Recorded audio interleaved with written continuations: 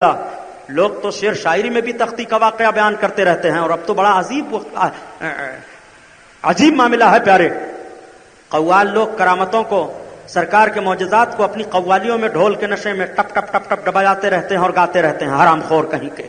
رسول اللہ صلی اللہ علیہ وسلم کے معجزات کو، قرآن کی آیتوں کو، اولیاء کرام کی کرامتوں کو مزامیر پر بجا بجا کر کے لوگوں کے سامنے پیش کرتے ہو، یہ شیطانی رقص ہے. یہ کرامتوں اور معجزات کا پیش کرنا نہیں ہے، بلکہ یہ تمہاری حرام کاری ہے.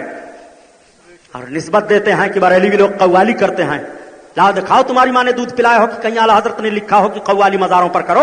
قوالی جو لوگ کرتے ہیں ان کی گرفت کرو. جو لوگ مزاروں پر عورتوں کو لے جا کر کے اور جھاڑو پیٹ پیٹ کر کے نذرانہ وصول کرتے ہیں ان کی گرفت کرو. اعلیٰ حضرت نے جو لکھا ہے ان کی کتاب پڑھو اور اس فعل کی نسبت بریلویوں کی طرف مت کرو. سنو، پیش ڈالا ان بد نے روحانیت کا معاملہ، بزرگوں کے مزارات کے وقار کو. محرم الحرام شریف کا مہینہ ہے، تعزیہ بنا کر کے بے حرمتی کا معاملہ پیش کریں گے اور یہ تصور کریں گے کہ امام صاحب کی روح اس میں آتی ہے، یہ امام صاحب کا روضہ ہے. لے جا کر کے سمندر میں پھینک کر کے تعزیہ مال کریں گے اور کہیں گے ہم امام سے بڑی محبت کرتے ہیں. نعرہ لگاتے ہوئے نہ جانے کس قسم کا چلیں گے، دھواں دھکڑ سلگائیں گے اور سواری لے کر کے چلیں گے. گمراہی پھیلانے والے بدعملو، ڈرو خدا کے خوف سے. امام علی مقام کی روح کو نہ دکھ دو. تعزیہ سے امام کی روح نہیں خوش ہوگی، ڈھول سے نہیں خوش ہوگی، تاشے سے نہیں خوش ہوگی. تو قرآن پڑھ لے شہادت کے دن امام کی روح خوش ہو جائے گی. تو روزہ رکھ لے شہادت کے دن امام کی روح خوش ہو جائے گی. تو غریبوں کو کھانا کھلا دے امام کی روح خوش ہو جائے گی. تو غریبوں کو کپڑا پہنا دے امام کی روح خوش ہو جائے گی. امام کے نقش قدم پر چل کر کے امام کی روح کو خوشبو کرو.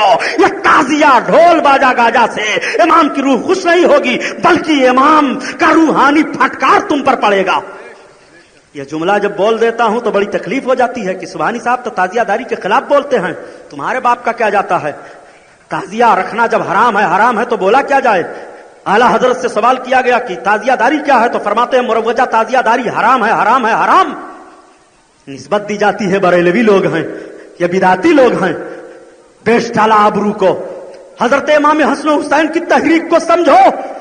حضرت امام حسن کو، حضرت امام حسین کو کس طرح اللہ کے حبیب چاہ رہے ہیں. دونوں شہزادے ہیں، نبی کی بارگاہ میں مچلتے ہوئے اپنے خط کو تختی کو لے کر کے پہنچ گئے لکھ کر کے. آج بھی اپنے بچوں کو لکھنا پڑھنا سکھاؤ. امام علی مقام اپنے بچپن میں لکھنے کے پیغام سے نانا جان کے امتیوں کو لکھنے کا پیغام دے رہے ہیں.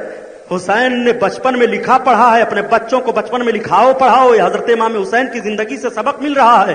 لیکن بچوں کو صرف ٹی وی دکھاؤ، بچوں کو صرف میلے میں گھماؤ، بچوں کو صرف بے حیا بناؤ.